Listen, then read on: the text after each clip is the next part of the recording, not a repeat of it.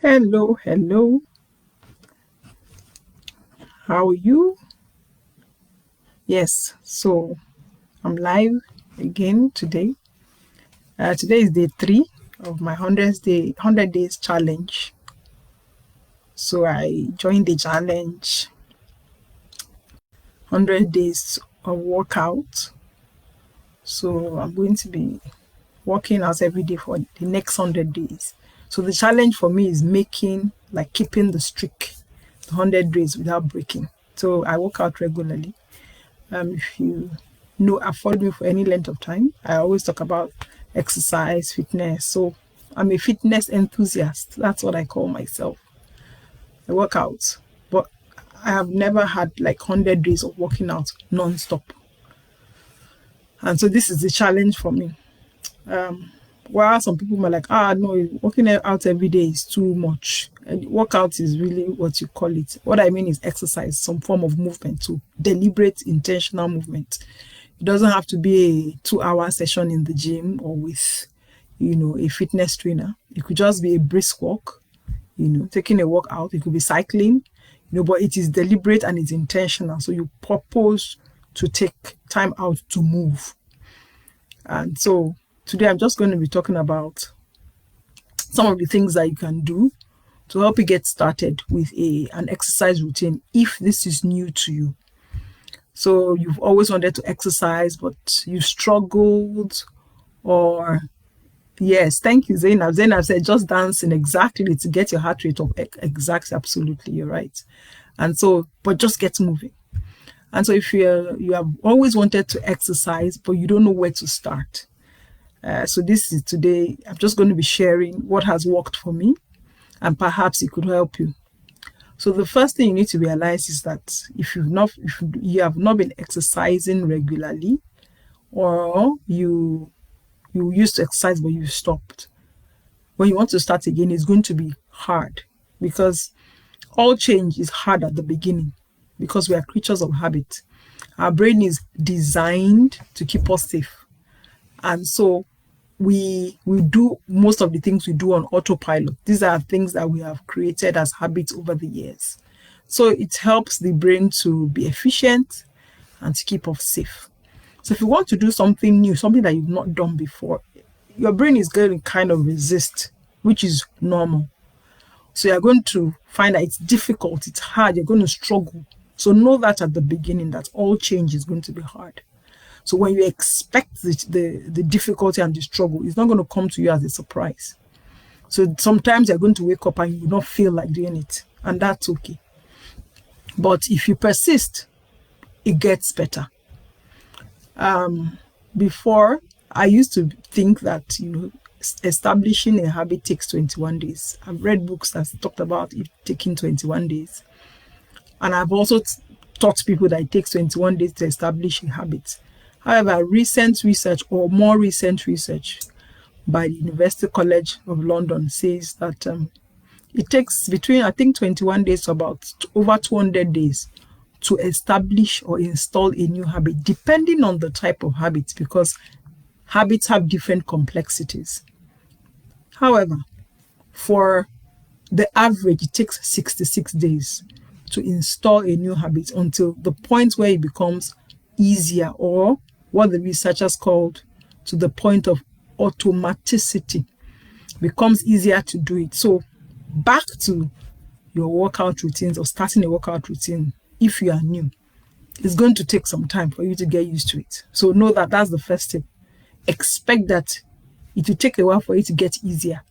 And so having the expectations, you don't wake up and expect that it will be easy.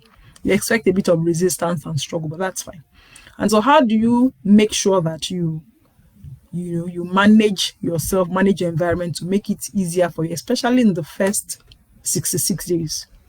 The first thing is you have to schedule the time for the exercise. Don't just think that it's going to happen.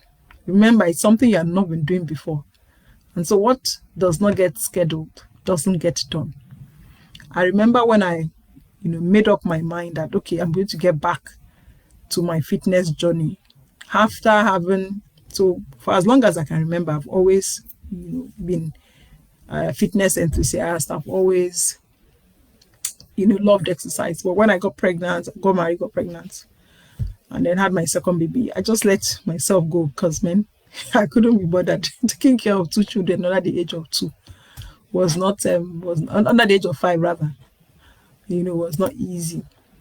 And so initially, it was just, I'll get back to it. And before I knew it, the weight just started piling up.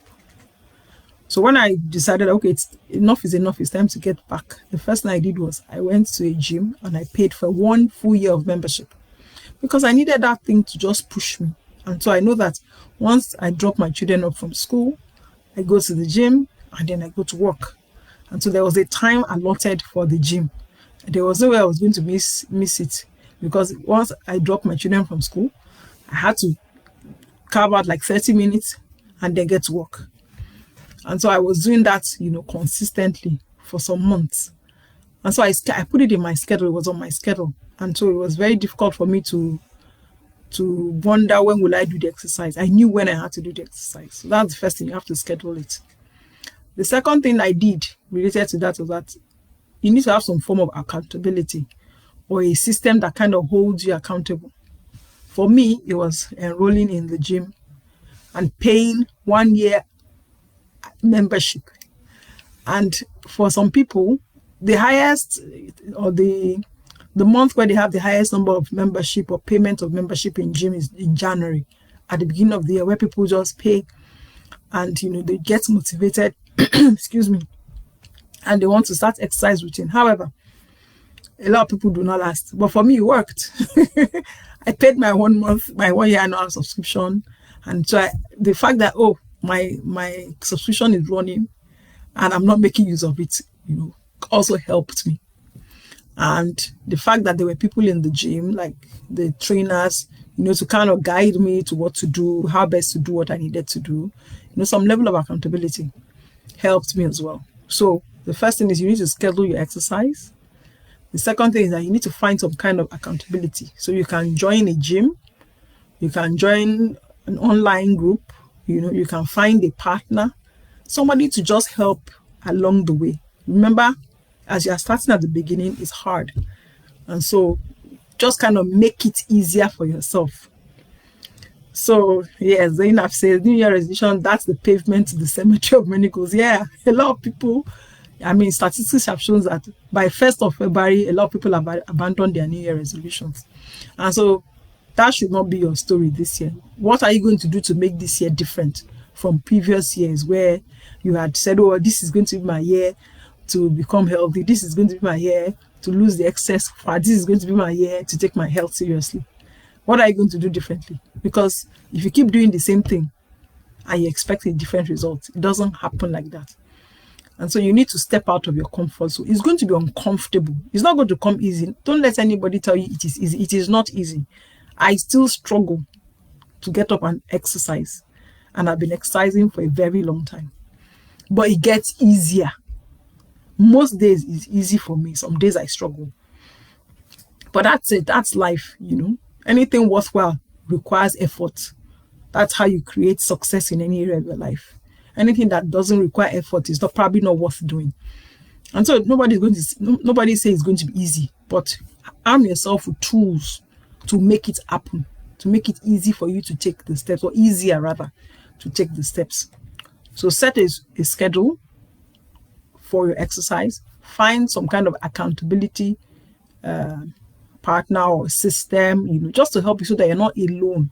Don't try and do this alone. You realize that there's strength in team. There's strength when you have support system. And so find somebody, or find a system, or find a gym or somewhere to keep you accountable. For me, I exercise at home, and I have built myself up to the point where it's not an issue. Staying at home to exercise is not a problem for me. I have developed myself up to that point. But initially I didn't. I was going to the gym because I knew that if I stayed at home, I probably wouldn't do as much as I would, or I probably want to give one excuse or the other. And even now, I still go to the gym. I go to the gym at least twice a week. I go to lift to do strength training. And I also go for that, support, and because I attend gym classes for that community, and also to get an instructor to kind of tell me what to do. Because sometimes at home, I might just want to say, oh, let me go easy on myself. When I'm at the gym, the instructor says, no, go down lower, don't do this, stop doing this, or give me 10 more. And yeah, so that's just the power of the mind and psychology. So find some form of accountability system. So that's the second thing. And then the third thing is, don't worry too much about, oh, which exercise should I do? Just try different things. For some people, they know what they want to do, which is fine. But for you, just try it out. So that's why I always recommend a gym. Because in most standard gyms, there should be like a gym class where there are different types of exercises, where you have the ones that are strength training, where you have the dance, where you have the yoga, you have the kickboxing, you have swimming, you have spin class, like cycling, so many different classes. At least that has been my experience. Well, in the UK, I'm currently in the UK, but even in Nigeria, at least there are different equipments. Yes, even if you don't have like structured classes, the equipments that you can try out. So just try and find the one that that you enjoy doing. Find the one that kind of speaks to you. So, but don't box yourself and say, oh, hey, it has to be this. No. It doesn't have to be a particular type of exercise. However, if you go back to my live yesterday, I talked about 3 general categories that you should incorporate, or buckets of exercises. So cardio, anything that gets your heart rate up.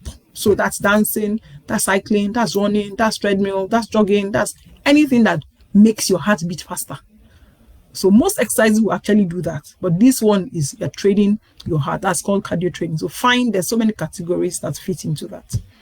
And then the second one is strength training. So something that pushes or allows you to push against resistance. So either you are lifting weights, either you are squatting, either you are lunging, you are doing push-ups, you are doing pull-ups, you are doing using resistance bars, some form of resistance training. And I thought the last category is stretching and flexibility. And, so those are 3 buckets. But having said that, there are so many exercises out there that you can try. So explore and then find the one that works for you. If you try it out and it doesn't work for you, that's fine. Try another one. But you will definitely find the one that you like. So I hope these tips have been useful to you. If you're just starting out or you're trying to get started with exercise, know that it's not, like I said, it's going to take some time for it to get easier, but you can do this. You are greater than starting exercises. If you think back, there are so many things that you have done, that you have accomplished in your life as a person. And exercise is just another thing to accomplish. And so I hope these 3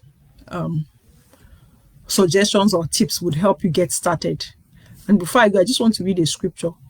1 Timothy 4:8, and I'm going to read the NLT version. It says, physical training is good, but training for godliness is much better, promising benefits in this life and the life to come. Another version says, bodily exercise profited little, but godliness is profitable unto all things, having a form of life, from having a show of life on this earth and the earth to come, something like that. Anyway, my point is, while we talk about exercise and bodily training and fitness, while KJV says bodily exercise profited little, it doesn't mean it's not profitable. I like NLT says physical training is good, and that's what we have established today. But remember, training for godliness is much better. So as you are training physically, as you are getting fit bodily, also make sure you are exercising yourself in godliness and getting fit spiritually, because it's not just for this earth, but it's also for the life to come. Anything we do in the physical body ends here, So we're talking about living the best version of ourselves on earth.